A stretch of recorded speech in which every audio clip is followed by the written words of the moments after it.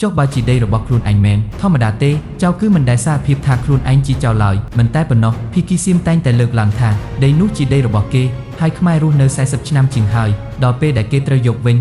សួស្ដីប្រិយមិត្តទាំងអស់គ្នាកាលពី2ទៅ3ថ្ងៃមុននេះមានព័ត៌មានក្តៅគគុកមួយបានកើតឡើងពាក់ព័ន្ធនឹងប្រតិកម្មយ៉ាងខ្លាំងក្លារបស់ភីគីសៀមប្រឆាំងនឹងលោក Tom Andrew ដែលជាអ្នករាយការណ៍ពិសេសរបស់អង្គការសហប្រជាជាតិឬហៅថា UN ដែលគាត់បានចុះមកពិនិត្យមើលស្ថានភាពនៅតាមព្រំដែនកម្ពុជាដោយផ្ទាល់ថ្ងៃនេះយើងនឹងមកពិនិត្យមើលសាច់រឿងនិងតវិជ្ជាពិតប្រាកដជុំវិញរឿងរ៉ាវមួយនេះទាំងអស់គ្នា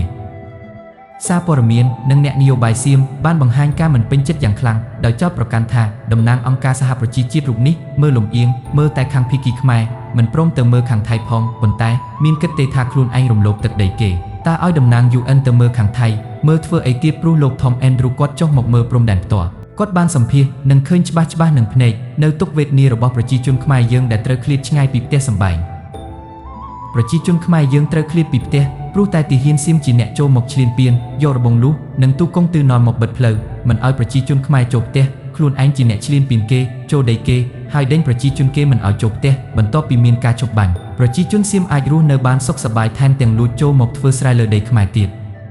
ខណៈប្រជាជនខ្មែរខ្លួនឯងនៅតែជាជនភេសឹកចូលផ្ទះមិនបានចុះតើសៀមមករកអយុធធម៌ស្អីមិនតែប៉ុណ្ណោះភីគីសៀមតែងតែលើកឡើងថាដីនោះជាដីរបស់គេហើយខ្មែររស់នៅ40ឆ្នាំជាងហើយដល់ពេលដែលគេត្រូវយកវិញចុះបើជាដីរបស់ខ្លួនឯងមែនហេតុអ្វីក៏បណ្ដោយឲ្យគេរស់នៅរហូតដល់ទៅ40ឆ្នាំទើបតែមកនឹកឃើញហើយបើជារបស់ខ្លួនឯងពិតប្រាកដតើហេតុអ្វីមិនហ៊ានទៅតតាំងតាមផ្លូវច្បាប់អន្តរជាតិហេតុអ្វីបានជាត្រូវរត់ទៅលួចប្រើផែនទីឯកតោភីគី1លើ50,000ដែលជាផែនទីគូដោយដៃខ្លួនឯងធម្មតាទេចៅគឺមិនដែលសារភាពថាខ្លួនឯងជាចៅឡើយថែមទាំងប្រកាសលុប MOU ឆ្នាំ2000និង MOU ឆ្នាំ2001ទៀតប៉ុន្តែតាមច្បាប់អន្តរជាតិកិច្ចព្រមព្រៀងពីភីគីមិនមែននឹកឃើញចង់លុបតាមចិត្តតែឯកតោភីគីបាននោះទេដូច្នេះទោះបីជាសៀមប្រកាសលុប100ដងក៏ MOU ទាំងពីរនេះនៅតែមានសុពលភាពផ្លូវច្បាប់អន្តរជាតិហើយសៀមនៅតែជាអ្នករំលោភកិច្ចព្រមព្រៀងដដែលមើលទៅភីគីសៀមប្រហែលជាតច្រកនិងចាប់ផ្ដើមស្លន់ស្លោហើយពេលដែលអង្គការអន្តរជាតិធំៗបានដឹងរឿងពិតហើយចុះមកមើលដល់ទីតាំងផ្ទាល់បែបនេះទើបខំប្រមូលស្នាមមេដៃប្រជាជនគេដើម្បីយកទៅវ៉ាទាំងបំពេញខុសពីខ្មែរយើងដែលតែងតែឈរលើជំហររឹងមាំដើរតាមផ្លូវច្បាប់និងកិច្ចព្រមព្រៀងអន្តរជាតិយ៉ាងត្រឹមត្រូវចុងក្រោយផ្លូវច្បាប់និងភស្តុតាងប្រវត្តិសាស្ត្រនឹងបង្ហាញឲ្យពិភពលោកឃើញថាអ្នកណាជាអ្នកត្រូវហើយអ្នកណាជាអ្នកឈ្លានពានពិតប្រាកដ